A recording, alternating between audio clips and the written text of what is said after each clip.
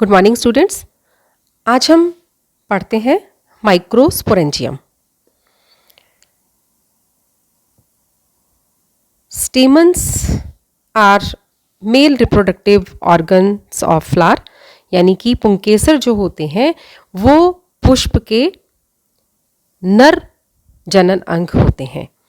ये डायग्राम है, मैंने आपको कल के लेक्चर में बताया था कि एक स्टेमन के मुख्यतः 3 भाग होते हैं। 2 भाग हम जानते हैं, तीसरा हमने इसको जोड़ा है।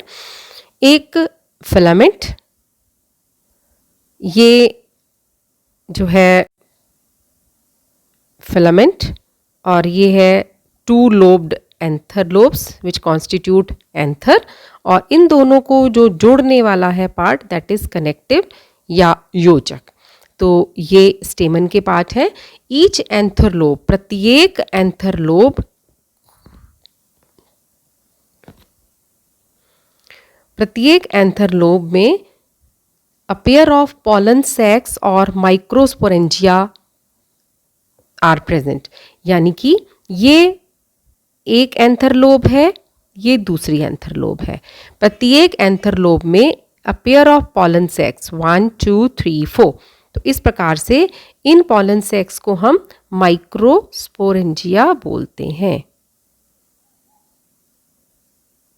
इन्हें हम माइक्रोस्पोरेंजिया बोलते हैं। इस प्रकार से प्रत्येक एंथर के अंदर 4 माइक्रोस्पोरेंजिया होंगे। Each anther has 4 microsporangia. तो ये एक टीएस है मैच्योर्ड एंथर का, जिसमें हमें एपिडर्मिस नज़र आ रही है। ये कुछ मैं थोड़ा सा इलाबोरेट करके बताती हूँ आपको। देखिए, outer most layer is epidermis. ये देखिए, ये जो है ये एपिडर्मिस है। Homogeneous mass of meristematic cells surrounded by epidermis.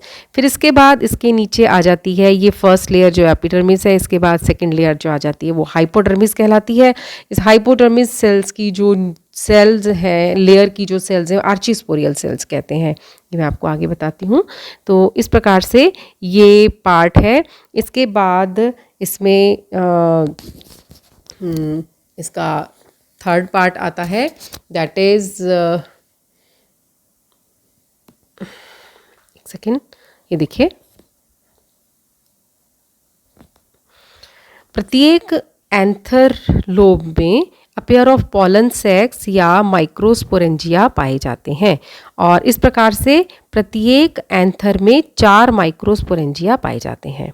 इस प्रकार से एक एंथर लोब में पेयर ऑफ पॉलन सैक्स या पॉलन माइक्रोस्पोरेंजिया हुए तो टोटल एक एंथर में 2 एंथर लोब्स होती हैं, और प्रत्येक एंथर लोब में 2 पॉलन सैक्स होते हैं। इस प्रकार ईच एंथर हैज 4 माइक्रोस्पोरेंजिया।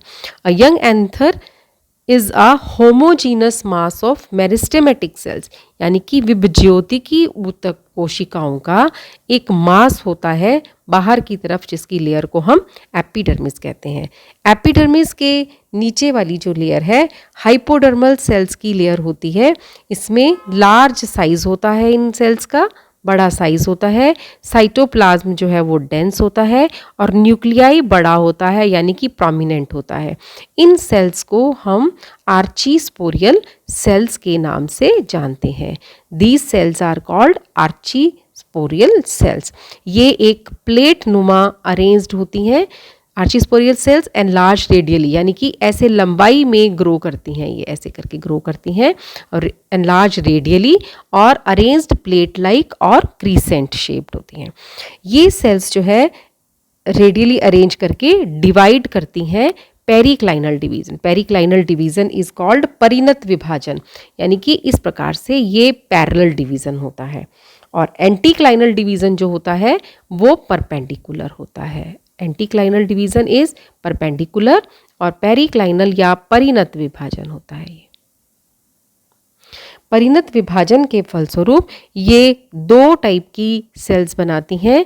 ये आउटर जो है वो प्राइमरी पेराइटल सेल्स कहलाती हैं।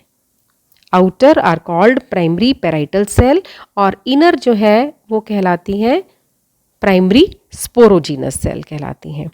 प्राइमरी पेराइटल सेल के अंदर बार बार रिपीटेड पेरिक्लाइनल और एंटीक्लाइनल डिवीजन होता है। परिणत विभाजन और अपनत विभाजन होता है, जिसके फलस्वरूप 3 to 5 कॉन्सेंट्रिक लेयर्स बन जाती हैं, और जो ये 3 से 5 कॉन्सेंट्रिक लेयर्स बन जाती हैं, ये बनाती हैं एंथर वॉल। ये एंथर की वॉल का निर्माण करती हैं।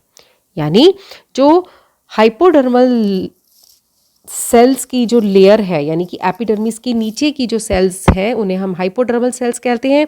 ये हाइपोडर्मल सेल्स में सेल्स जो है वो कंपैरेटिवली लार्ज होती हैं, इनमें डेंस साइटोप्लाज्म पाया जाता है और साथ ही न्यूक्लियाई जो है वो प्रोमिनेंट होता है। इन सेल्स को हम आर्चीस्पोरियल सेल्स कहते हैं। इन आर्चीस्पोरियल सेल्स में पेरिक्लाइनल डिवीजन या परिणत विभाजन होता है, जिसके फलस्वरूप आउटर प्राइमरी पैराइटल सेल्स बनती हैं और अंदर की तरफ प्राइमरी स्पोरोजिनस सेल्स बनती हैं। प्राइमरी पैराइटल सेल के अंदर बार बार अपनत और परिणत विभाजन होता है, जिसके फलस्वरूप 3 से 5 लेयर्स बन जाती हैं, 3 से 5 परतें बन जाती हैं कोशिकाओं की, जो कि अल्टीमेटली एंथर वॉल का निर्माण करती हैं। उधर प्राइमरी स्पोरोजिनस सेल्स जो कि अंदर की तरफ विभाजित होती हैं, वो डायरेक्टली काम करने लग जाती हैं माइक्रोस्पोर मदर सेल के रूप में। ये डायरेक्टली एमएमसी या माइक्रोस्पोर मदर सेल के रूप में काम करना प्रारंभ कर देती हैं। तो इस प्रकार से this is all about microsporangium. ये माइक्रोस्पोरेंजियम के बारे में एक छोटी सी स्लाइड है, जिसमें हमने देखा कि हमने टीएस लिया एंथर का। उस टीएस में हमने देखा कि बाहर की तरफ एपिडर्मिस सेल्स है, फिर एंडोडर्मिस सेल है, इसके बाद मिडल लेयर्स आती हैं, फिर उसके बाद टैपिटम आता है। तो आज के लेक्चर में हम इतना ही पढ़ेंगे।